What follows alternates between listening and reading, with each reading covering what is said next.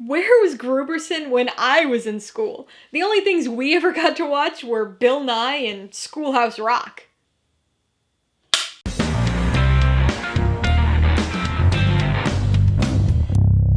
Hey everybody, welcome to Mainely Movies. Today I'm going to be talking about the 2021 supernatural comedy sequel, Ghostbusters Afterlife. If you're new here, please consider subscribing for a variety of movie-related content like reviews, rank lists, and trailer reactions.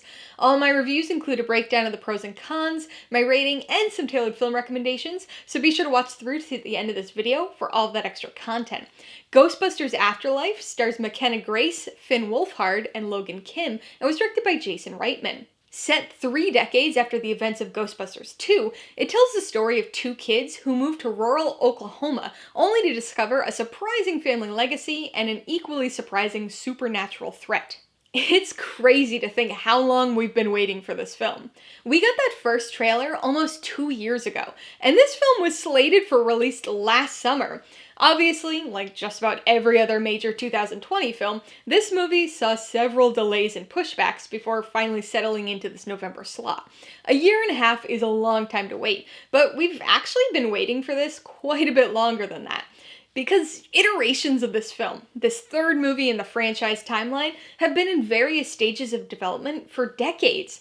This movie had been written, scrapped, and rewritten numerous times over the last 30 or so years, but Ghostbusters 3 had been on the minds of the Ghostbusters creative team and fans for a long time.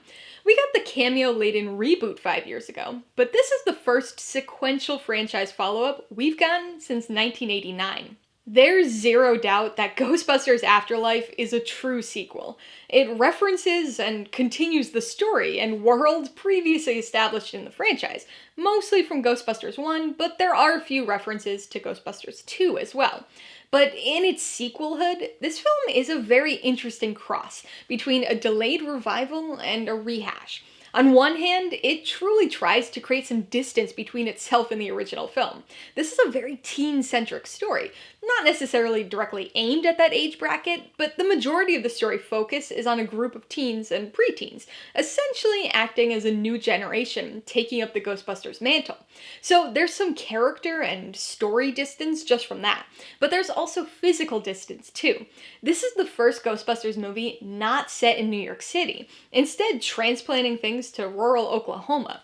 All this probably sounds like a new revival, but there's a lot of story repetition that pulls it into rehash territory. Nothing will ever rival Ghostbusters 2 in this regard, but suffice it to say that this is the Force Awakens of the Ghostbusters franchise. Much of the rehash and repetition rears its supernatural head in the second half of the film, but before that, we're presented with a slow revealing mystery of sorts. In fact, you could argue that it's actually a little too slow to start. I didn't mind it, but it takes its time to kind of tease the audience for a while before really diving into Ghostbusters stuff, so I can see how that could be frustrating for some people. During this time, though, it takes the opportunity to really introduce us to the new main characters. Like I said before, this is a very teen-centric story, so most of these characters are young. And I gotta say, when most of them were first introduced, I was a little hesitant, because most of them very easily could have fallen into that annoying kid category. You know, where their dialogue comes across as annoyingly precocious and the humor is forced. Phoebe was the only positive standout to me at first, but I was very pleasantly surprised to find that I actually grew to like all of the kid characters. None of them ever felt like too much, and they were all reasonably competent, given the crazy supernatural scenario. A new installment in a franchise, coming out 37 years after the original, was obviously gonna lean on and draw upon that first film's popularity. And Ghostbusters Afterlife certainly provides a heavy dose of nostalgia. It is a sequel, so the references and callbacks do often have an actual story purpose, but it does have its fair share of straight-up fan service too. But for the most part, I'd say that the nostalgia here is earned and tastefully done, evoking the original film rather than using it as a crutch. Seeing the Ghostbusters gear back in action was a treat. It was kind of fun in Ghostbusters 2016 too, but this is the original gear, at least in the story continuity. So everything has this grimy, aged, well-used quality to it. The EMF meters, the proton packs, even the good old ectomobile. We even get a few fun new additions and alterations, like the gunner seat they showed in the trailer. The nostalgia doesn't stop there, though. Just about every iconic Ghostbusters thing gets a reference here, from the characters to the theme song, right down to everybody's favorite marshmallow monster. For the most part, this nostalgia ride is well done, never going so far that it's obnoxiously in your face. But we do hit a bit of a conundrum with that when we get to the especially rehashy portions of the story. There is a reason for the repetition, built right into the plot, but it still comes across as a little lazy. I won't spoil any of the specifics here, but we have some things that are directly transposed from Ghostbusters 1 to this film. It works because of the nostalgia, but it hits a point where you're gonna be able to predict exactly what's gonna happen for the remainder of the film. That doesn't take away from the enjoyment, but it does feel like a bit of a betrayal of the new generation, new direction vibe that the film began with. In spite of the blatant franchise self-plagiarism, Ghostbusters Afterlife is able to deliver a lovingly crafted, nostalgia-infused sequel that manages to be a continuation, revival, and tribute all at once. Alright, let's talk about the pros and cons. Pro number one has gotta be the nostalgia. There is a dark side to this that I'll address in the cons, but for the most part, I thought this film made great use of its harnessed nostalgia. Ghostbusters is one of those iconic franchises. It's full of images and sounds that are instantly recognizable around the world, even to people who've never seen any of the films. So you can't blame them for leaning into that nostalgia here. Of course we were going to get the theme song. Of course we would see the ectomobile careening around street corners. Of course we would get the iconic cameos. But none of those things are done for the sole purpose of fan service. They all have a story purpose that draws a legitimate connection between this film and its predecessors. The second pro is Phoebe. Honestly, all of the characters were decent, and I was especially surprised by how solid all of the kid characters ended up being. But Phoebe was the standout for me. She's arguably our main character here, and the one that drives the plot and undergoes the most significant character arc. She's a very quirky character, and there's a lot of humor derived from that, but it isn't exclusively a source of comedy. This film as a whole is a surprisingly heartfelt and emotional story, so we get to watch Phoebe's journey of self-discovery and her realization that she's not necessarily the family and social outcast that she thought she was. On the con side, the biggest issue is the over-reliance on franchise repetition. In other words, the rehashed elements of the story.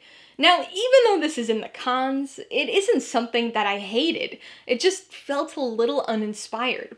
The script is crafted in a way that provides a logical explanation for the repetition, or at least logical in Ghostbusters' world, but I can't help but feel like a new threat would have been far more interesting. It wouldn't have packed the same nostalgic punch, and maybe the third act emotions would have hit differently, but at least it would have felt fresh.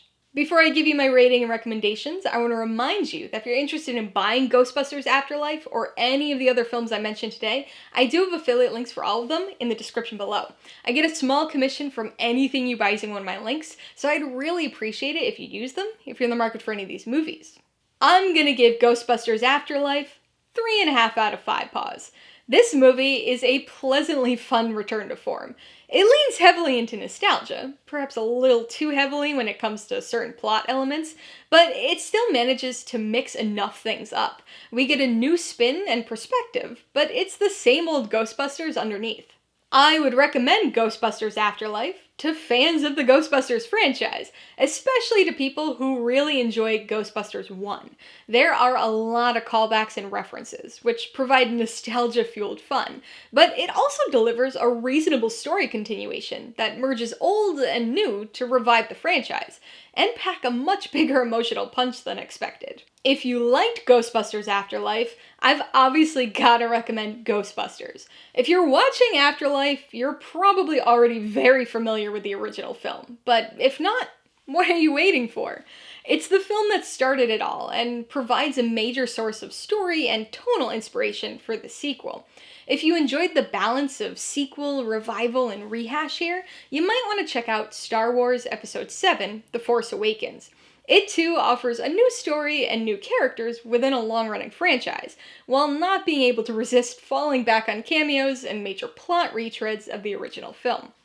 And if you like the teen-centric story and tone of this film, you might want to watch Gremlins. That's a bit more of a spooky Christmas movie than this, but you'll be able to spot some obvious overlap, especially when it comes to a horde of small, mischievous creatures. Alright, a couple questions for you guys. Number 1, have you seen Ghostbusters Afterlife? If so, what'd you think of it? And number 2, which is better, one giant Stay Puft Marshmallow Man or hundreds of mini Stay Puft Marshmallow Men? Be sure to leave your answers in the comments below so we can get a discussion going. Alright, so if you got some enjoyment, insight, or information out of this review, I'd appreciate it if you'd hit that like button. And if you haven't done so already, please hit subscribe while you're at it to see more videos like this. Till next time, this has been Alyssa with Mainely Movies, the way life should be.